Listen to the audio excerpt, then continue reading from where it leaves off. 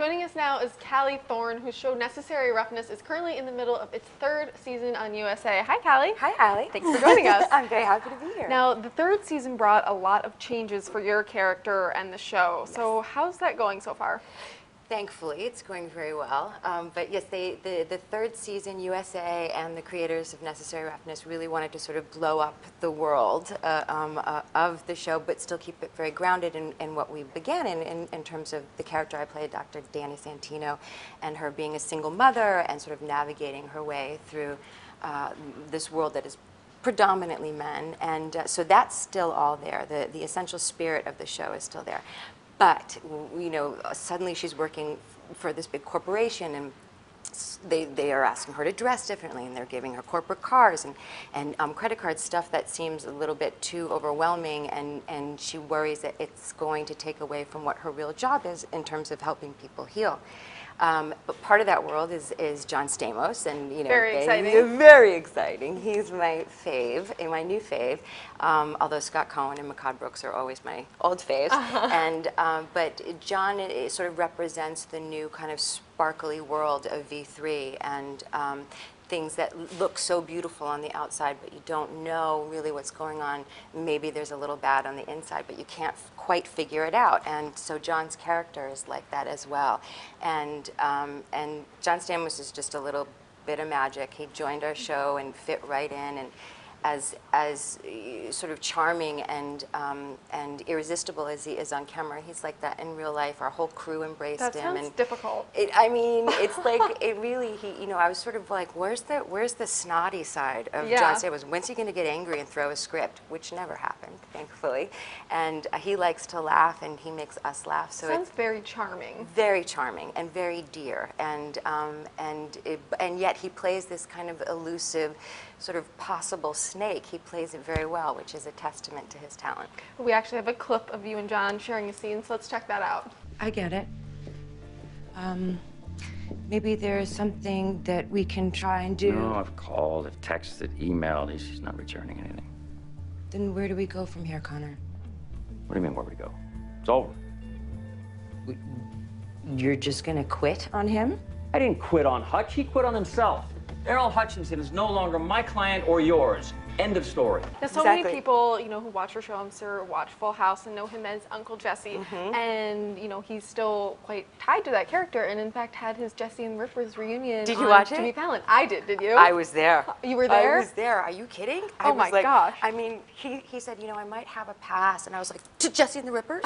I like got really crazy about it, and thankfully he squeezed me in because there were a lot of people that wanted to go to that, and it was kind of thrilling, and the fact that he put on that mullet wig and just went with it was genius. And honestly, people of all ages, women of all ages, and men of all ages were going nuts. We've been waiting a long time for that reunion concert. I mean, now what I want to see happen, because I'm a fan of his from General Hospital, when he was Blackie, and so I've been saying, well, when's Blackie and the Riff Raff going to happen? And so, you know, I want to see if I can persuade him. You know, if you put that out there, it's one step closer to actually happening. Maybe. Now, we were talking before the camera started rolling about your live tweeting the show. How's that going so far? That is a lot of fun. It's new to me because I only joined Twitter for the premiere of the third season, and I actually was so kind of nervous about it that I said I was only going to do it one night, you know, and I was very sort of staunch about it. And then meanwhile, had such a good time that I now can't get off it. I'm obsessed with it.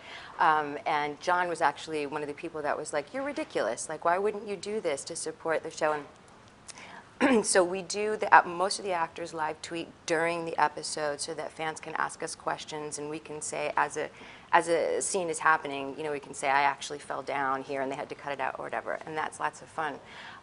But a couple times before we left Atlanta, some of us would either get together and physically tweet together with our laptops or get on the phone. So we were sort of like, you know, had everything going at the same time. And I do miss that now that we're all, you know, on hiatus. I don't get to do that as much. That's a nice, fun element to sort of have that together. Now, have you found anything surprising about getting out there on Twitter and interacting with people who love the show? Well, I'm surprised and happy by how interested people are in the questions that they ask, which are really kind of, they're interesting questions. It's not just like people being like, how do you memorize your lines, which is a great question. But they're so invested in the storylines that they ask things that I actually can't really answer because it'll give away, certain things about whatever's airing that night. But it just is. It feels nice that people care about something that I care about, and I think the other actors feel the same way. And speaking of which, what can you tell us about what's to come for the rest of the season? There's sort of, as I said, that I accuse John Stamos' character, Connor, about a fairly big deal. There's a lot of sort of espionage type things going on within V3 and possible racketeering, and there's also my character Danny and Scott Cohen's character Nico have been kind of flirting back and forth, but they also have, sometimes it can be a little antagonistic. Now, before Necessary Roughness, you were on shows Rescue Me, Prison Break, and The Wire. Do people still come up to you and talk about those shows? They do. I bet. They do, most especially with Rescue Me and with The Wire. The Wire was very interesting.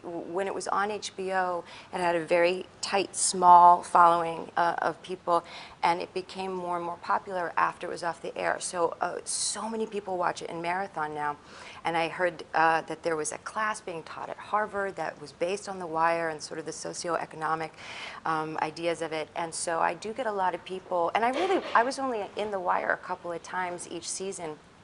So it makes me feel good that people, sort of were interested in that storyline. And then with Rescue Me, I get a lot of firefighters, which I love. Yeah. They all still are, I think that they watch it over and over, sometimes with their buddies. And because Dennis Leary, has the Firefighters Association, and so many of his friends and family are all New York firefighters and Boston firefighters. So there was so much truth woven through all 7 seasons, and a lot of the guys, they think the stories are about them, and some of them are, and they liked my character Sheila because she was bat crazy, and I think sometimes they think I'm bat crazy, and then when they're sort of surprised that I'm not pulling out my hair and screaming obscenities in real life. Well, then no one's probably messing with you. That's right. Well, thank you so much for visiting with Thank us. you. This was so much fun. Thank you. You can catch Necessary Roughness when it airs Wednesdays on USA at 10, 9 Central.